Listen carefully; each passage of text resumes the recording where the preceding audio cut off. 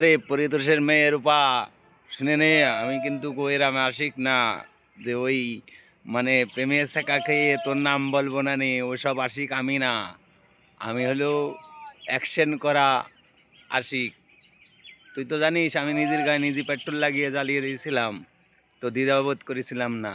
তবে ভগবান আমার বাঁচিয়ে নিয়ে আসছে, হয়তো তোর এই রেন্ডি সাবিত করার জন্যই, তোর মার রেন্ডি সাবিত করার জন্যই। আর তোর বাবা পরিতোষ, ওরও বলবি আমি অনেক করে বুঝাইছিলাম যে আমার সাথে যদি সংসার করাতে হয় তাহলে আমার মতন করে করাতে হবে। তা তোর বাপ তো বুঝিল না। তুই ওই যে ইজি বইকালা ভাইয়ের সাথে পরকিয়া করছিস, বিয়ে করে চলে যা, আর আমার ছেলেটারে দিয়ে যা, ভালো থাকতে পারবি, সুস্থ থাকতে পারবি।